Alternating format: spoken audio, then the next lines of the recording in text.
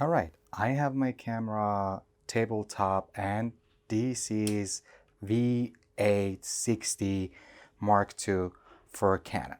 What I'm gonna do, I am gonna turn on my camera like this, and then I'm gonna turn on the flash. There is um, syncing time that you see is going to charge the flash. So the sound that you heard is the mechanical part that is zooming inside the flash up there. So I'm going to start to introduce all the buttons here. I'm not going to go through all details how to sync the flash with your camera, things which is flash photography. That is another course, another thing, somewhere else, another video that I promise that I am going to do it for you guys.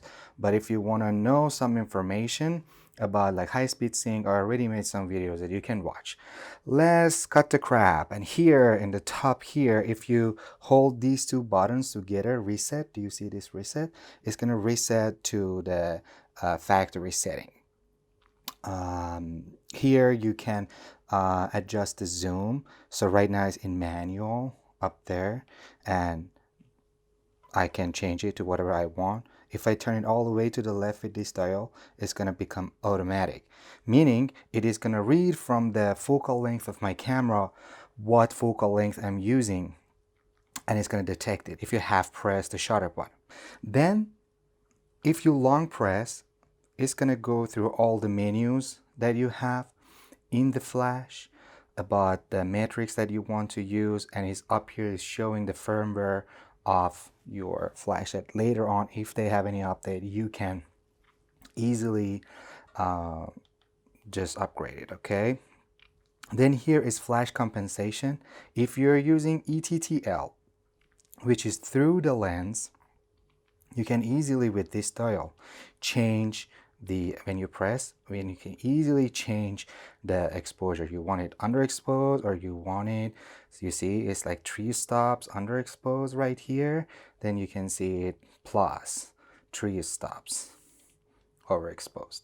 This is how it's gonna work. Then you can change the group easily. What group do you want? Group A, B, C. So if you have 3 flashes, you need to have one flash in A, the second one B, and the third one C. I have 3 flashes and I put it in one channel. Here is the channel. You can change with this button. Channel 1, and here you can go all the way to 4 channels. So you can use many flashes with this. When you use many flashes, when you want to do 3D photo photography, or when you want to do high-speed sync, in some studios they use many flashes, so you can adjust it with the channel and the group that you want. Okay, so for now we have one channel, and then the group will be this one, A. Okay, and then here with this button you can change the transmitter, how this flash is gonna get connected to your camera. Okay, if you see this sign, it is wireless, which is gonna work with this guy in the background, which is, this model is, I think, the X Pro series. Okay, now let's get back to the actual work that you're doing right here. So you can see here, for this you have slave, and then you have master. Master is when you want to control the rest of your flashes with the flash that you have on the camera. With that master, you can change the slaves. Okay, and if you're gonna use the transmitter in the background that I have, what you need to do is you need to put all of them in slave. Okay, and then with that, that is another video. I'm gonna teach you how to use the transmitter. Okay, let's get back to our actual flash that we have right here. The most important thing is this dial right here, which is the mode. It is going to change the mode. When you're telling to your flash that, okay, I'm going to use the transmitter, I'm just going to use one flash on my camera on the hot shoe, okay, which is this one is on the hot shoe. You see the background color changes all the time, because this is when you have one single flash and you're using it on your camera. Okay, and then here it becomes with the master. You can change with the infrared that you have here in front. One becomes master and the rest become slaves. And then here, if you have another one, you can say, okay, this one is slave. Okay, so but the one that you have on the camera is master. Here is when you use it on the camera. You can change the mode right here, manual mode, that's what I prefer, then multi, and then ETTL. Canon is ETTL, through the lens. It is gonna read the distance, focal length, exposure, everything from the through the lens and through the camera, and it's gonna tell you how much power do you need in order to well expose the shot in a correct way. This is kind of automatic, but still you have control over the exposure compensation right here when you press that. Okay, we talk about zoom, we talk about customized button functions that when you long press you're gonna see all the menus. These are abbreviations that you can read. They are pretty straightforward. You can look at the manual in this case, if it beeps or not, things like that. If I want my flash exposure bracketing start from minus to plus, or I want it like 0, minus, plus. The first shot will be 0, then 1 underexposed, then 1 overexposed. Or you want it like me, from underexposed, well exposed, and overexposed. This is what you need to, it's very very straightforward. We don't need to spend time here.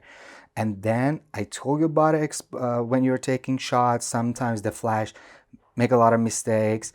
Not this flash, all flashes, cameras, lenses, okay? And then you're like, oh, it's very overexposed camera. I put you on the auto flash, and right now you need to make it a little bit underexposed or a little bit overexposed. Okay, this is how you can manipulate the flash, okay, with this flash exposure compensation, okay? This button right here is flash exposure bracketing, meaning it's gonna take 3 shots, 1 underexposed, 1 well exposed, and 1 overexposed. And maybe you can use it as HDR, not maybe, definitely, or you can choose from it which one do you want. This is pretty good for weddings. If you can use, if you things you're messing up with setting and things, you can use that. I recommend you press it once and then you start taking shot. First one, second one, third one, okay? And then when you look at your photos, you see one is underexposed, one is well exposed. Then you have all the high dynamics range of the photo that you want. So you can use this button as well. The most important things, how the flash is gonna sync. When there is nothing here, it means it is the first curtain. If you haven't watched my video about aperture shutter speed and ISO, I recommend you to have a look, understand the shutter speed. We talk about shutter speed, which is shutter opens and closes. So it has 2 curtains, the first curtain and then the second curtain when it closes. When there is nothing here, it means the flash is going to work and expose the shot and light up everything in the first curtain, and the second curtain will be exposed with ambient light. This is artificial light, and then you have ambient light.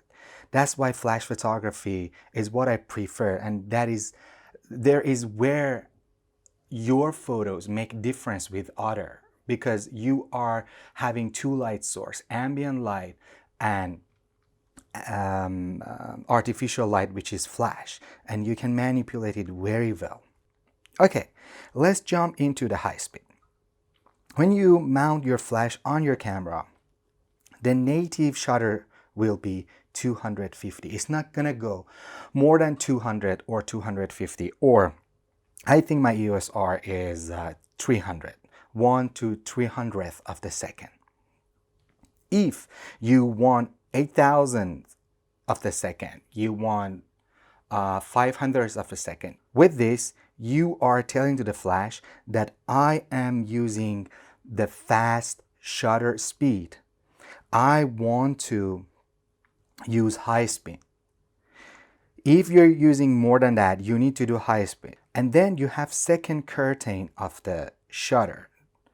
You can use this as well when your shutter is very low and you have a very underexposed shot and everything is dark. You're telling to the camera that first curtain is gonna read the ambient light, and in the second curtain is gonna read the flash, the light from my flash. This is how you can get a shot like this that right now you are watching I took in Bangkok. So that was with the second curtain. The tail of light that you see was happening in the first curtain, and the second curtain frozen the motion of my model, and I asked her to shake her dress a lot because I wanted a little bit motion blur effect as well. So this is how I use it. Maybe later I can tell you more about this guy right here. Then you can change the mode, this one ETTL, and then right now here you are in the M mode, which is manual, which is most of photographers, they use it. We have the power here. So when it's 1 to 1, it means it's full power. When it becomes half, it's half power. It is kind of like shutter speed, it's a fraction, but it is actually the power of your flash. Okay, this is what you always need to manipulate when you're using the M. Make sure you press set. All right, the third mode that most of professional flashes they have this feature is multi or multi. Multi is when you want to do fine art photography in complete darkness. It is providing a series of different frequencies in 1 second.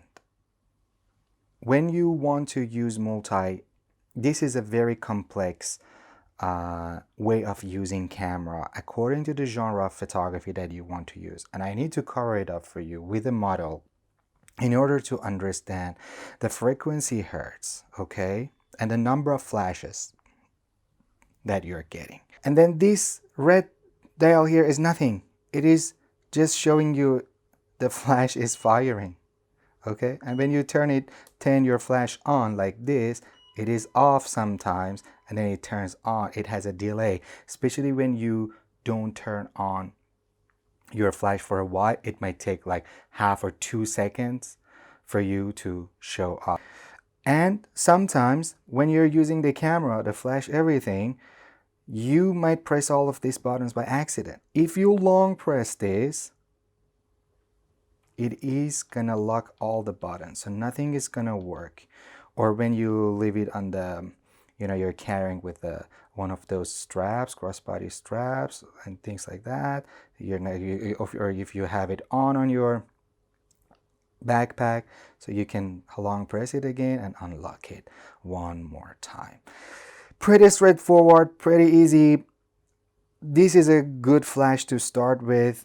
For professionals and for amateurs, I recommend this flash and I like it. Never put me down in any occasion, wedding, fashion.